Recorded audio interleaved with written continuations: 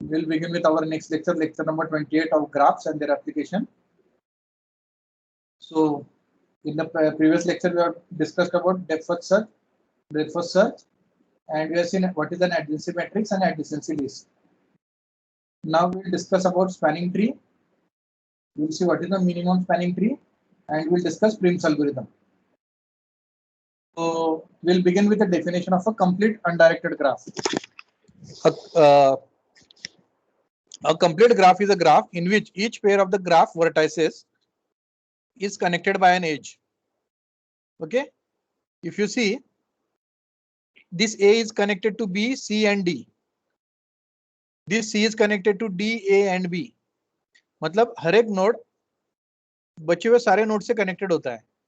अब ये देखो, ये ग्राफ, इसमें D है तो ये चारों बचे हुए चारों नोड से कनेक्टेड है.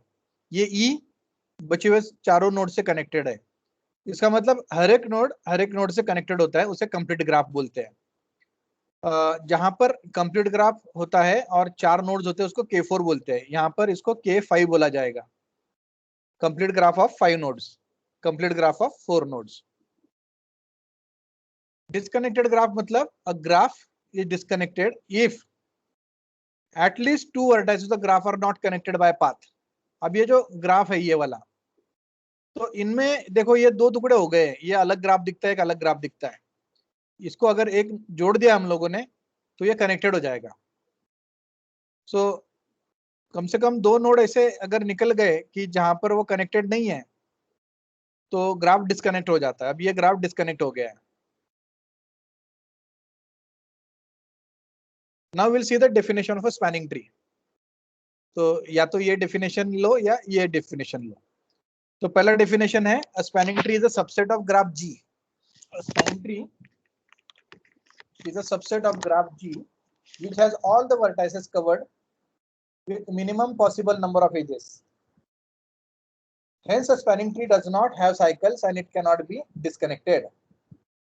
मतलब सिर्फ उतनी एजेस होनी चाहिए जिससे वो ग्राफ कनेक्टेड रहे और उसमें साइकिल नहीं होनी चाहिए.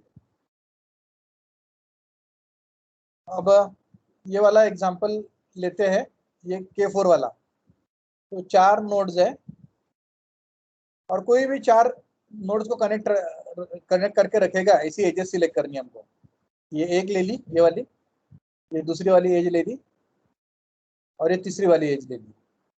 तो 3 एजेस ले लिए हम लोगों ने और ये ग्राफ कनेक्टेड हो गया और सब नोड्स भी कवर्ड है. So this is called as a spanning tree. Spanning tree का सबसे इंपॉर्टेंट चीज है उसमें साइकिल नहीं होती है और सब वर्टाइसेस कनेक्टेड होते हैं. स्पैनिंग ट्री का और एक डेफिनेशन है, किसी ग्राफ का एक सब graph is said to be a spanning tree if it satisfies the following 4 condition. सबसे पहले जो नया ग्राफ बनाएंगे S, वो कनेक्टेड होना चाहिए, उसमें G के सारे वर्टाइसेस होने चाहिए. ऐसा नहीं कि आपने एक छोड़ दिया. अब ये सपोज ये ग्राफ है तो ये एक वर्टेक्स लिया, ये दूसरा लिया और ये तीसरा ले लिया, तो और आपने बोला कि ये सब ग्राफ है, तो ये गलत है क्योंकि इसमें ये चौथा नोड भी आना चाहिए. It should contain all vertices. S should contain number of vertices minus 1 number of edges. अगर वर्टाइसेस 4 है तो 3 एजेस होनी चाहिए. अगर वर्टाइसेस 8 है तो 7 एजेस होनी चाहिए. और S should not contain a cycle. ये दोनों प्रॉपर्टीज रिलेटेड है. अगर साइकिल नहीं है और सब कनेक्टेड है तो V-1 एजेस होते हैं. Let us see. Now you answer me, is this a spanning tree of graph A? No. Why not? No. Why not? No. Cycle पे. No. हाँ, तो हम लोगों ने डेफिनेशन में देखा है कि उसमें साइकिल नहीं होनी चाहिए. ओके, सो ये चौथी प्रॉपर्टी है, S should not contain a cycle. तो यहाँ पर ये साइकिल बन गई है. So this is not a spanning tree. Next question, is this a spanning tree of graph A? No, sir. No. Why? Because This all graph are should be connected. connected. ये connected नहीं है, ये disconnected No. graph हो गया. Okay? Next. Is this a spanning tree of graph A? Yes, sir. No. No, sir. Why? F. F is not there. So S should contain all vertices of G. G में ये जो vertices है वो सब vertices यहाँ होने चाहिए, यहाँ F नहीं है. ठीक है? Next, is this a spanning tree of graph A? Yes. No. Yes. No, last node is not connected. हाँ. नहीं, उसको कनेक्ट किया तो साइकिल बन जाएगी ना. नहीं careful करेंगे तो. क्या?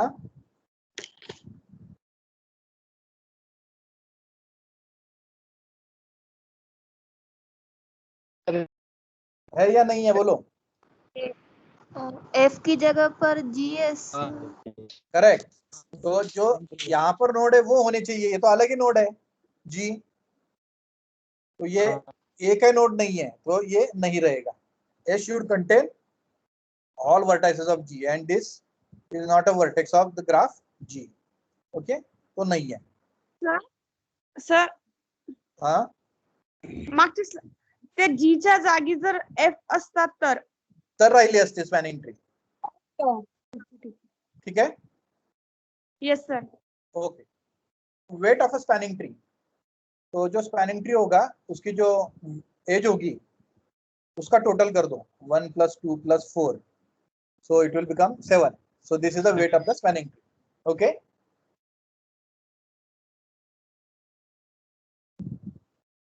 Minimum spanning tree.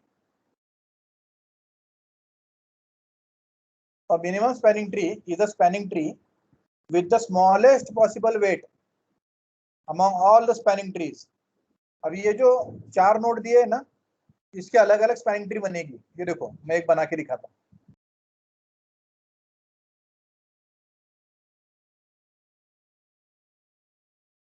एक बन गई. वेट्स लिखो. क्या क्या वेट है इस स्पैनिंग ट्री का?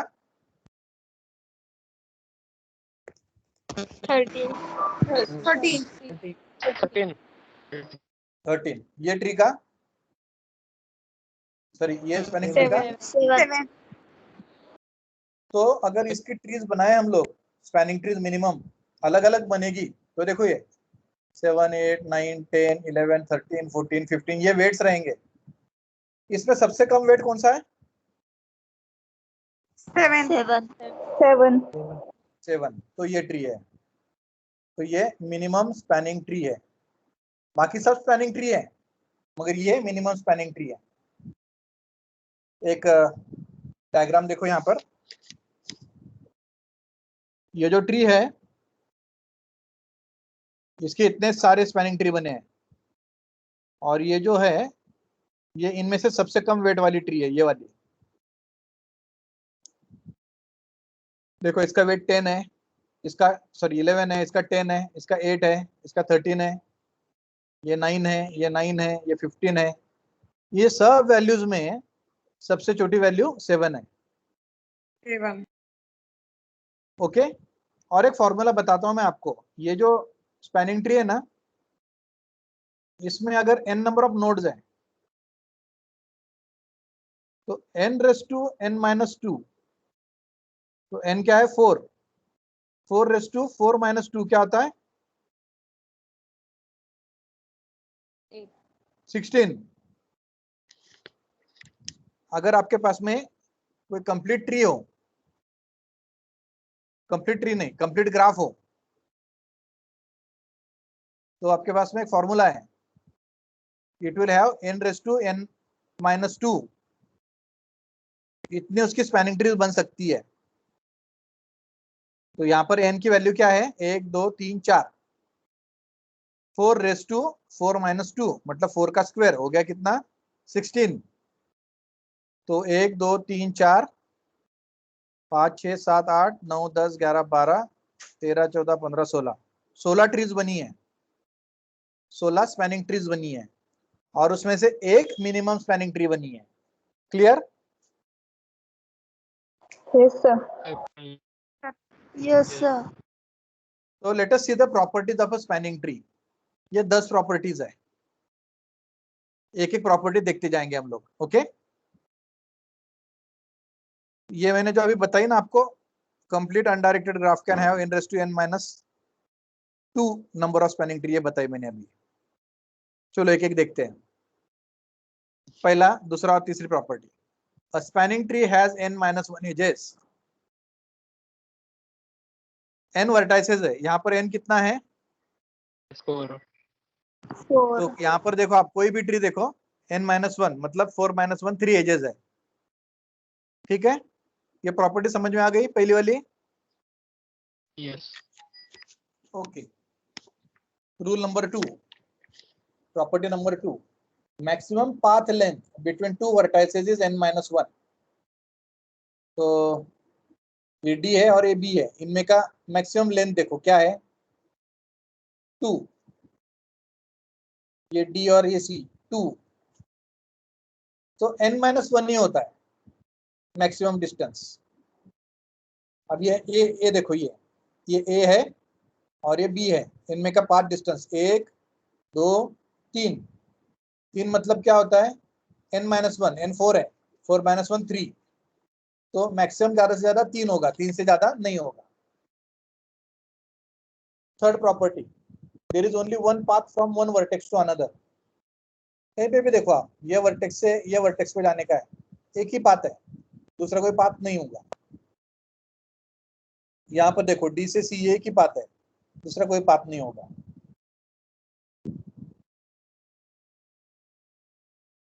Okay, so these are the three properties that we have seen. Now, if you remove an edge from a spanning tree, it will make it disconnected. अब समझो ये ले लिया आपने रैंडमली, और यहाँ से अगर ये एज निकाल दिया, ये एज निकाल दिया, so what will happen? You will have A here, D here, then C, and then B. So you see here, I will not draw edge here, so this makes it disconnected. So अगर spanning tree है and if you remove one edge from it, it will make the graph disconnected. सीधी सी बात है ना, क्योंकि already minimum number of edges है और उसमें से भी अगर आप एज निकालोगे then it will make it disconnected. Rule number 5, adding one edge to the spanning tree will create a loop. कहीं पे भी अगर आपने यहाँ पर एक एज लगा दिया, देखो लूप बन गया। अब यहाँ नहीं लगाया होता और दूसरी जगह पे कहीं पे जोड़ दिया होता, यहाँ पर बन गया लूप। सो अगर स्पैनिंग ट्री में एक एज आप जोड़ते हो तो वो लूप क्रिएट करता है। ये बहुत एक इंपॉर्टेंट प्रॉपर्टी है। If each edge in the given graph, ये ग्राफ दिया है और इसमें की जो एज है, हर एक एज इसके अलग अलग वेट्स है, हैज डिस्टिंक्ट वेट मतलब अलग अलग वेट्स है, तो उस केस में सिर्फ एक यूनिक मिनिमम स्पैनिंग ट्री बनेगी, एक यूनिक मिनिमम स्पैनिंग ट्री बनेगी। अब ये एग्जांपल में 1 2 3 4 5 6 सब वेट्स अलग अलग है, डिस्टिंक्ट है, किसी दो एजेस को सेम वेट नहीं है। तो इसमें सिर्फ एक ट्री बन रही है कि जो यूनिक है, और वो है ये 7 वेट वाली, जिसका वेट 7 है उसकी एक ही स्पैनिंग ट्री बन रही है, जिसका 8 है उसकी 2 ट्री बन रही है, जिसका 9 है उसकी 4 बन रही है, जिसका वेट 11 है उसकी 3 बन रही है। देखो ये 11 वाली है एक, 11 वाली है दूसरी, 11 वाली तीसरी, मगर 7 वाली एक ही है। सो यूनिक स्पैनिंग ट्री सिर्फ एक बनेगी। अगर आपके पास में ऐसा ग्राफ दिया है जिसके अलग अलग वेट है, कोई वेट रिपीट नहीं हो रहा है, तो उसमें से बनने वाली जो मिनिमम स्पैनिंग ट्री है वो यूनिक रहेगी।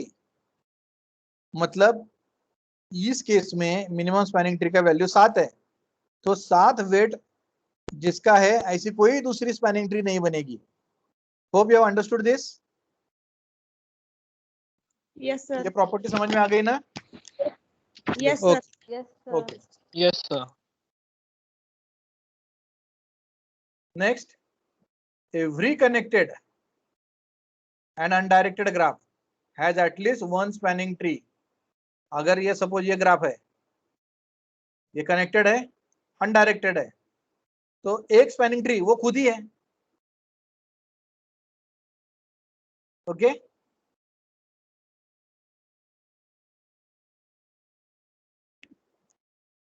disconnected graph does not have any spanning tree. ये इंपॉर्टेंट है, अगर डिस्कनेक्टेड है तो इसकी कोई स्पैनिंग ट्री नहीं रहेगी।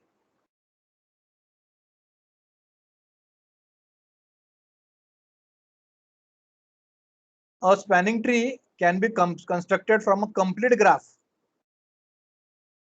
by removing, ज्यादा से ज्यादा इतनी एजेस रिमूव करनी पड़ेगी। तो ये कंप्लीट ग्राफ है, तो इसकी एजेस एजेस कितने बताओ?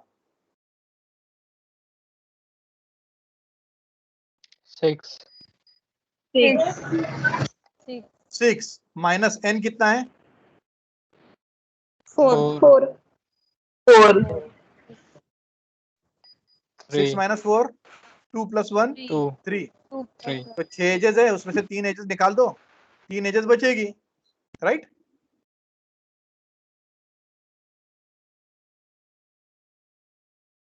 तो कंप्लीट ग्राफ अगर है तो कितनी एजेस रिमूव करने के बाद आपको स्पैनिंग ट्री मिलेगी, ये उसका फॉर्मूला है। और last formula, a complete graph can have n raised to n minus 2 number of spanning trees. अभी यहाँ पर n 4 है, तो 4 raised to 4 minus 2 मतलब 4 raised to 2, 16 आंसर है। अगर 3 एजेस होती तो 9. 3 raised to 3 minus 2, 3 raised to 3 minus 2 मतलब 3 raised to 1 मतलब 3, राइट? 3. और 5 एजेस रहे तो 125। तो 5 raised to 3 मतलब 5 into 5 into 5 125। ओके, 5 5 जा 25, 25 5 जा 125। ये क्वेश्चन पूछा जा सकता है, given a complete undirected graph having 7 nodes will have dash number of spanning trees, बड़ा सारा नंबर रहेगा वहां पे। Okay, now we'll construct a minimum spanning tree. So there are two algorithms to construct. One is called Kruskal's algorithm and other is called as Prim's algorithm. ये Kruskal का spelling देखो, underline खींचो, क्या होता है? लंबा है यार, ठीक है, ये वर्ड बहुत लंबा है। प्रिम, प्रिम में पी है, पी मतलब पॉइंट, पॉइंट मतलब ये ऐसा रहता है, इसको वर्टेक्स भी बोल सकते हैं। सो प्रिम्स एल्गोरिथम यूजेस वर्टाइसेस, ऐसा जोड़ो। क्रुस्कल एल्गोरिथम यूजेस एजेस, ये स्पेलिंग लंबा है। Okay, got it? इस तरीके से कंफ्यूजन नहीं होगा, नहीं तो कभी कभी क्या होता है, आपको पूछा जाता है क्रुस्कल एल्गोरिथम, आप सॉल्व कर देते हैं प्रिम्स एल्गोरिथम, क्योंकि फर्क इतना है, ये starts with vertices, it starts with edges. Let us see, we start with the Prim's algorithm. मैंने बताया आपको पी मतलब पॉइंट, पी मतलब पिक्सेल, पॉइंट या पिक्सेल मतलब वर्टेक्स। सो प्रिम्स एल्गोरिथम में क्या होता है, सबसे पहली step, remove all loops and parallel edges. अगर ग्राफ में लूप्स या फिर पैरेलल एजेस है तो उसको हटा दो। और जब आप ये पैरेलल एज हटाएंगे तो keep the edge with the minimum cost. For example ये ग्राफ है, ये एग्जाम्पल मैंने लिया है टीएच कॉर्मन की एक बुक है वहां से। अब उस एग्जाम्पल में ये लूप्स वगैरह नहीं है, ये मैंने ऐड किए। तो पहला स्टेप में क्या बोला हम लोगों ने, रिमूव द सेल्फ लूप, तो इसको हटा दो। और ये पैरेलल एजेस है, इसमें से कौन सी हटानी है? 11. 11, जिसका वेट ज्यादा है ना उसको हटाओ, ठीक है, क्योंकि हमको मिनिमम स्पैनिंग ट्री बनानी है। सो पहला रूल देखो, remove all loops and parallel edges and keep the edge with the minimum cost. तो ये 7 का कॉस्ट कम था इसलिए हमने उसको कीप करके रखा था। तो पहला रूल हो गया। Step 2, choose the given vertex. ये देखो ये इंपॉर्टेंट है, प्रिम्स में क्या होता है, you start with the vertex, okay. दिया गया है तो गिवन वर्टेक्स, और दिया नहीं है तो any random vertex and marked visited. So remove all loops, remove कर दिया, रिमूव कर दिया, ये ग्राफ बन गया। Step 1, choose the given vertex और any random vertex and marked visited. So हम लोगों ने चूज किया ए, ये वाला, okay. Choose the given vertex और any random vertex and marked visited, तो इसको मार्क कर दिया विजिटेड। रूल का स्टेप 2 हो गया हमारा अभी। Step 3, repeat the following until n-1 edges are selected. n-1 क्यों? n in number of vertices, last क्योंकि प्रॉपर्टी है हमारी नंबर ऑफ वर्टाइसेस -1 एजेस होनी चाहिए। तो n-1 एजेस अगर सिलेक्ट कर दिया हम लोगों ने, इसका मतलब मिनिमम स्पैनिंग ट्री बन गई। और जब हम लोग एक नया एज ऐड करते हैं, select the edge with minimum weight out of the edges from already visited vertices. If the newly added edge forms the cycle, reject it. तो देखते हैं, अब ये विजिटेड वर्टेक्स कौन सा हो गया हमारा, ए। और एजेस कौन कौन से सिलेक्ट कर सकते हैं from the visited, A to B और ए टू एच। ये दो पॉसिबल है, ए टू बी से पॉसिबल कौन कौन सी है, ए टू बी और A to H. A to B का वेट 4 है और ए टू एच का 8 है। So which is less among this two? 4 okay, okay. तो स्टेप नंबर ये जो 3 है, repeat the following until n-1 edges are selected while adding a new edge, select the edge with minimum weight. तो minimum weight है 4, तो इसको select कर दिया, देखो बोल्ड कर दिया है, ओके। अब ये एज चूज हो गई, मतलब बी को मार्क करना पड़ेगा, बी को मार्क करना पड़ेगा। अब पॉसिबल कौन कौन सी एजेस है हमारी, C and H. B to C and B to H. Yes, B to C, B to H और ए टू एच भी है ना। हाँ, A to H. So edges that can be selected from already visited, already visited A है और B है, ए से जाने वाली और बी से आगे जाने वाली एजेस, ये पॉसिबल कैंडिडेट्स है। अब हम इनमें से कोई भी एक सिलेक्ट कर सकते हैं, मगर क्राइटेरिया क्या होना चाहिए, उसका वेट कम होना चाहिए। तो हमारे पास 2 पॉसिबल ऑप्शन है, ये भी सिलेक्ट कर सकते हैं, ये भी सिलेक्ट कर सकते हैं। हमारे एग्जांपल में हम लोग ये बीसी सिलेक्ट करते हैं, ठीक है। तो देखो ये बीसी सिलेक्ट हो गई, तो ये सी जो है ये वर्टेक्स, इसको भी मार्क कर दो। विजिट हो गया तो मार्क कर देना है। अब जो मार्क किए हैं उनसे दूसरे नोड पे जब जा रहे हैं ना, तो वो सारे एजेस ढूंढ के निकालो। 1 2 3 4 5, ये 5 है। अब इन 5 में से सबसे छोटी वैल्यू किसकी है, C to I. C to I. I. तो आई नोड विजिट करो, ये देखो ये आई नोड विजिट हो गया। तो आई भी सिलेक्ट हो गया, ये भी विजिटेड हो गया, ये भी विजिटेड हो गया, ये भी विजिटेड हो गया। अब आई से भी हम लोग आगे जा सकते हैं जी पर। ये नीचे आप देखोगे तो these are all the edges that are reachable from the visited nodes. अब इसमें सबसे छोटा वैल्यू कौन सा है? I to G. ये तो हो गया ना, I to C हो गया ना, भी हुआ। अब ये नेक्स्ट C to F होगा, क्योंकि उसका वैल्यू 4 है, इसका 7 है, इसका 11 है, इसका 8 है, इसका 7 है, सबसे छोटा ये 4 है। तो next node to be selected is F। तो ये F हो गया सिलेक्ट। अब F आ गया यहाँ पर, तो F से हम G पर जा सकते हैं विद वैल्यू 2। F से जा सकते हैं यहाँ पर 10, यहाँ पर 14। काफी नोड्स बढ़ गए, सॉरी एजेस काफी बढ़ गए। अब सबसे कम वैल्यू वाली एज कौन सी है? ये विजिटेड है, विजिटेड है, F to G. F2 G, क्योंकि उसकी वैल्यू 2 है। तो फिर ये नोड सिलेक्टेड हो जाएगा G। तो G सिलेक्ट हो गया। ये देखो, ये विजिटेड है, विजिटेड है, विजिटेड है, विजिटेड है, विजिटेड है, ये विजिटेड है। अब ये G भी विजिटेड हो गया। अब ये 1 2 3 नोड रह गए हमारे जो विजिटेड नहीं है। अब सबसे कम वैल्यू वाला नोड कौन सा है? H, क्योंकि ये वैल्यू सबसे कम है। ये देखो, ये 8 है, ये 11 है, ये 7 है, ये 7 है, 6 14 10 1, ये सबसे छोटा है। तो इसको सिलेक्ट करते हैं और H भी विजिट हो जाएगा।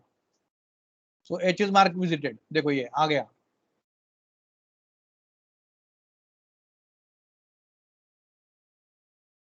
ओके, अब सबसे छोटा वैल्यू कौन सा है बोलो? C to D. कौन सा? C to D। ये IH था ना, IH। होते पण चालेल. हाँ, पण there is a problem if you add IH। करते ये अगर जोड़ दिया मैंने तो देखो लूप बन रहा है, सर्किट हो रहा है, लूप बन रहा है, तो वो नहीं चलेगा, राइट? नहीं चलेगा ये। तो you are right. So CD ले सकते हैं हम लोग, पर CD 7 है, पर ये देखो ना IG है 6 है IG। इसको लिया तो क्या होगा? वहां पे भी सर्किट हो रहा है, साइकिल बन रहा है, तो वो भी नहीं चलेगा। सो फाइनली हम लोग CD ले लेते हैं। ओके, सो ये हम लोगों ने लिया नहीं क्योंकि साइकिल हो रहा था, ये भी नहीं लिया क्योंकि साइकिल हो रहा था। CD ले लेते हैं, तो D को ऐड कर दिया। ओके,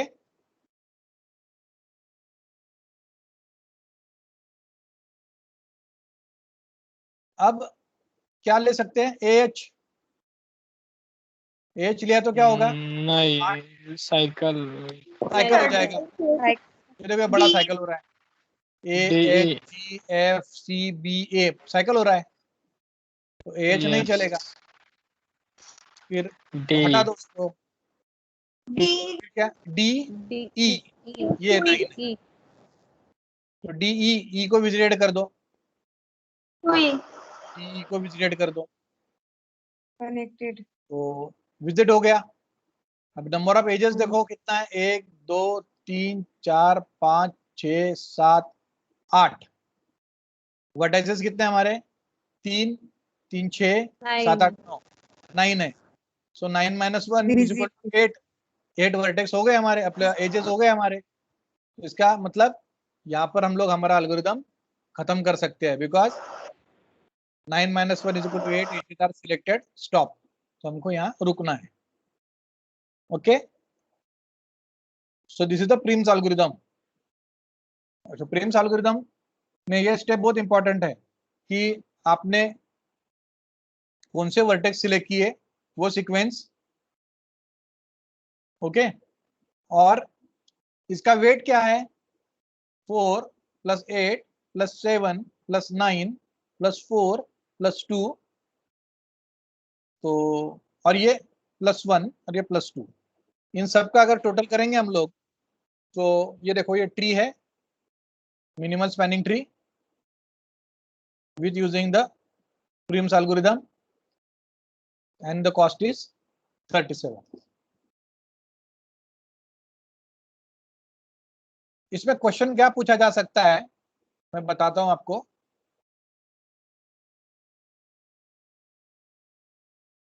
ये हमारा पहला स्टेप है।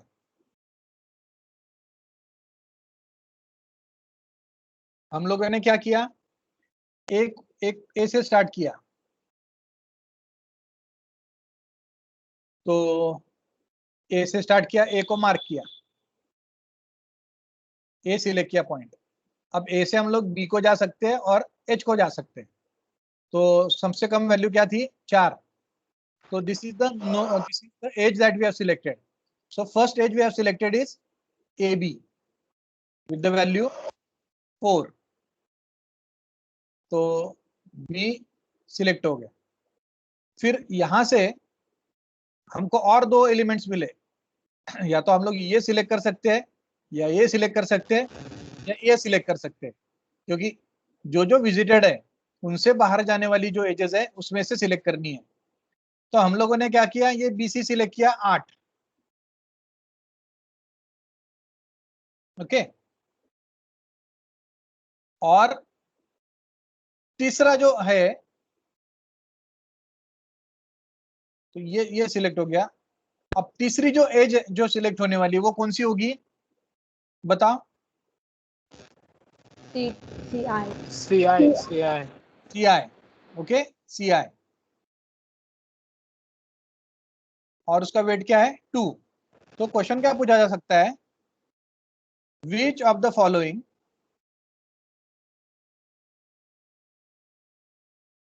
will be the Next. third edge to be selected given you are using Prim's algorithm and starting node is A। तो ऑप्शंस में दिया जाएगा A, B, C, D। ये CI एक जगह पे लिखा होगा, CI, और जो पॉसिबल ही नहीं है ना, ये D दिया जाएगा, एक D। ठीक है, और अगर किसी ने ये AB के बाद BC से स्टार्ट किया ना, तो AH, देखो ये AH, ये पहला एज हो गया, नहीं ये पहला हो गया, ये दूसरा हो गया, दूसरा हो गया, और ये तीसरा हो जाएगा, राइट, ये तीसरा। अगर आप इस रास्ते से गए, AB किया, बाद में AH किया, तो तीसरा नोड आपका ये होगा, तो ये तीसरा होगा, तो एक आंसर GF आएगा, और गलती से भी ये HG डाला नहीं जाएगा, HI कर दिया जाएगा, HI। तो ये 4 वैल्यूज है आपके पास में, तो आपका आंसर क्या रहेगा, CI, राइट, CI, या ये हटाया जाएगा और इसकी जगह पे लिखा जाएगा HG। तो ऐसा सवाल आ सकता है कि which is the third node, which is the fourth node, which is the fifth node. अब जब ऐसा फोर्थ और फिफ्थ का आएगा ना, तो ये ऐसे डबल वाले वैल्यूज नहीं आएंगे, यूनिक वाली वैल्यूज आएंगे सब, तो किसी का भी अलग आंसर नहीं आएगा। Okay, have you understood this? एक एग्जांपल करके देखते हैं, एक एग्जांपल देखते हैं प्रिम्स एल्गोरिथम का, और आपको हेल्प करनी है मुझे। Okay, so I will add a blank slide here.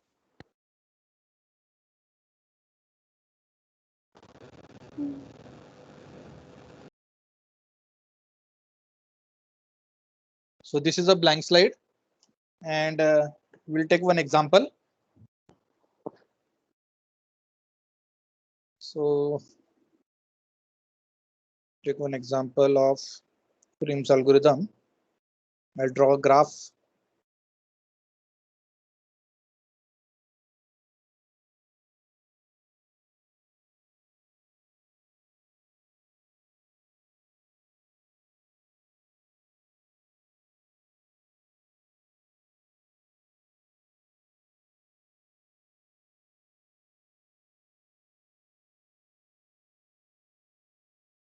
This is A.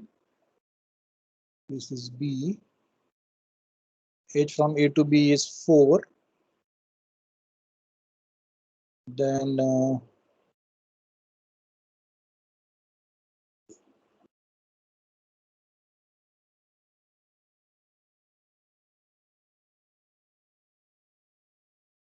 we have C, and this value is 6. Okay.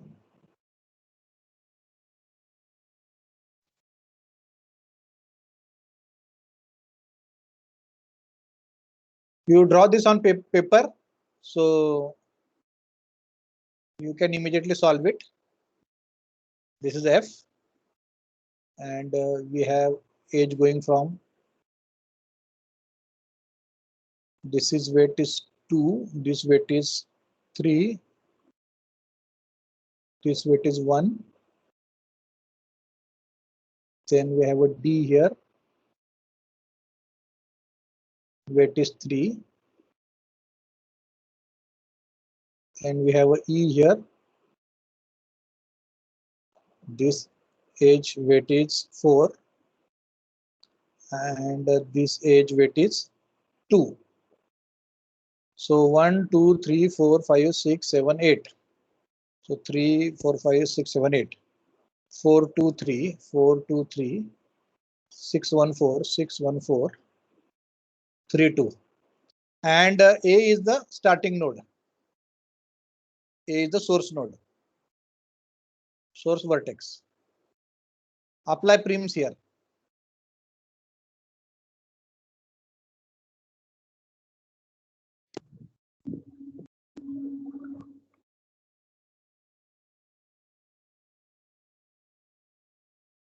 So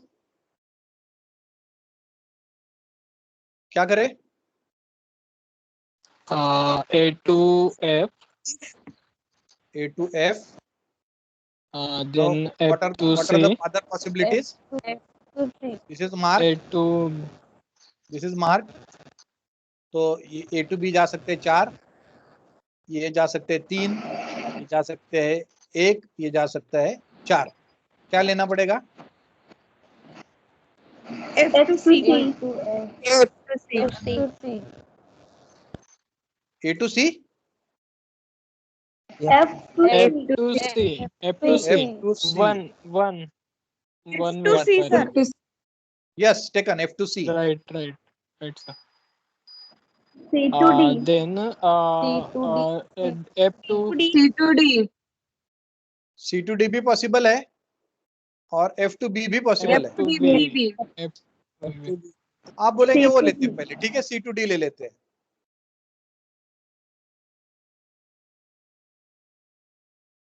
Next, D to E. F to D F to to B. E. D D to to E is 2. D to E. तो ये F to E 4 है, बड़ा है, ये 3 भी बड़ा है, ये 4 भी बड़ा है, C to B 6 भी बड़ा है, तो D to E सबसे छोटा है. D to E. अब F to B. F to B. F to B. F Complete. to B.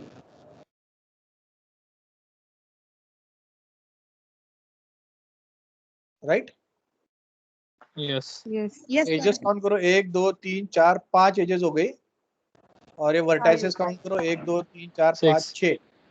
तो ये 6 से 1 से कम है, राइट.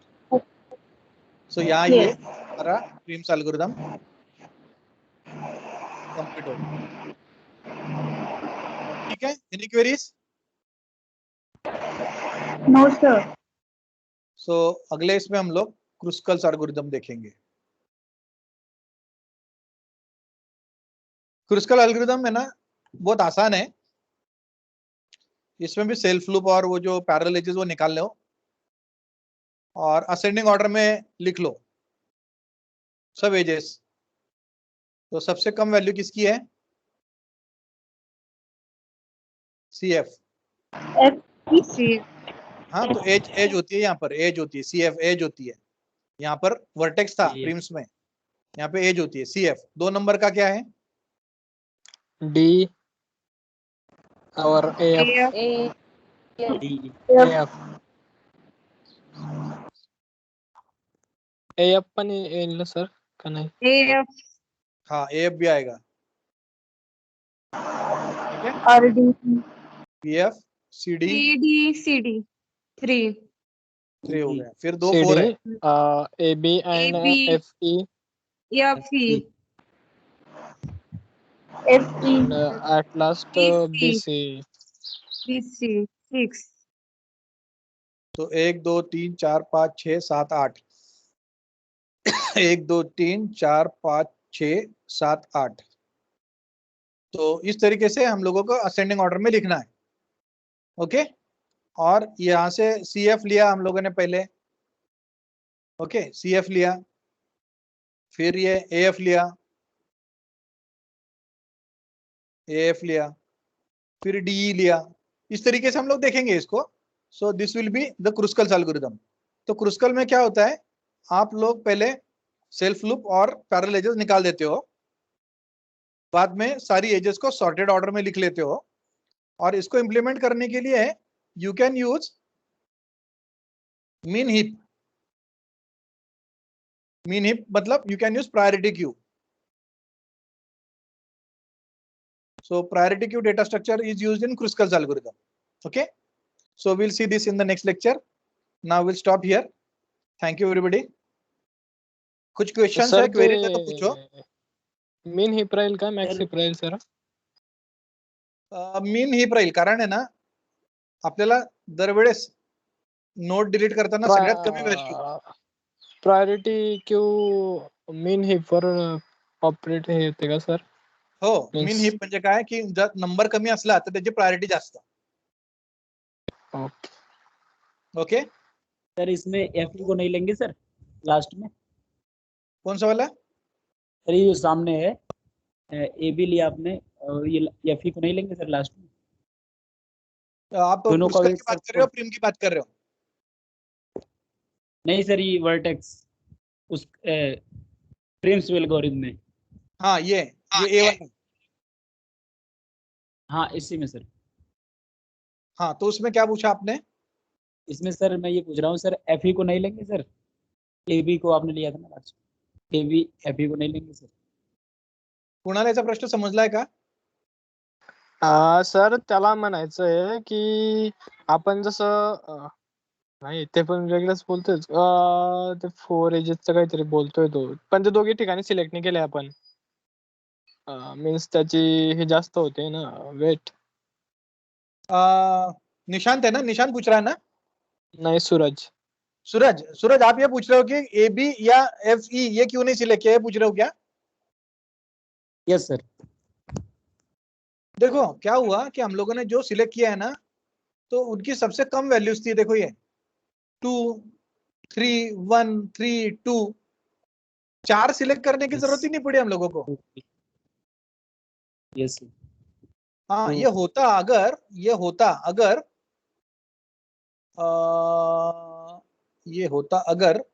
ये जो 2 है ना, यस सर। ये 2 की जगह अगर ये 7 होता यस तो हम लोग ये DE को कनेक्ट नहीं करते, क्योंकि ये 7 बड़ा नंबर है, तो फिर ये FE कनेक्ट हो जाता। Yes sir. ये कनेक्ट हो जाएगा, ये नहीं होगा। ठीक है यस सर। सूरज, ध्यान में आ गया? यही सवाल था ना आपका सूरज? सवाल यही था ना? Yes sir. ओके। कभी कभी क्या होता है सूरज, आपका जो लैंग्वेज है उसका जो एसेंट है, Yes, और आप sir. जिस तरीके से धीरे बोलते हो ना, तो कभी कभी हमें समझ में नहीं आता है। लैंग्वेज बट डजंट मैटर, एक बार नहीं समझ में आया तो दूसरी बार नहीं तो तीसरी बार पूछो, कोई प्रॉब्लम नहीं। ठीक है, जी। बट इम्पोर्टेंट Yes, है sir. कि वो आंसर जाना चाहिए, मेरी तरफ से आपको आंसर मिलना मैंने चाहिए। स्पीड में बोल दिया सर ना तभी। हाँ, yes sir. So I think there are no further queries. अगर है तो पूछो। No sir. क्रुस्कल एल्गोरिथम हम लोग बाद में देखने वाले हैं, so will not discuss much about it. If you have any problems in Prim's okay sir. You may ask. और यहाँ पर मैंने सारी स्टेप जो है ना, वो एक एक स्टेप के बाद में एक स्लाइड बनाई है, तो you can go through that. Okay yes sir. दिखने के लिए वो बहुत बड़ा दिखेगा, मगर ये जो हर एक स्टेप है, स्टेप 1, स्टेप 2, स्टेप 3, स्टेप 4, वो डिटेल में की है। और सबसे इंपॉर्टेंट चीज, Prim's algorithm has a time complexity of order of v square, v being the number of vertices, and can be improved up to order of e plus log v using Fibonacci heaps. तो we are not implementing this using Fibonacci heap. तो हमारे लिए जो है ये order of V square ही time complexity है, but theory में हो सकता है कि which of the following is the time complexity of a Fibonacci, sorry time complexity of a Prim's algorithm. So अगर उसमें ऑर्डर ऑफ वी स्क्वायर आता है तो उसको टिक करो, अगर वी स्क्वायर नहीं आता है तो order of E plus log V, इसको टिक कर सकते हैं आप, पर वो इंप्लीमेंटेशन यूजिंग फिबोनाची हीप्स है। ओके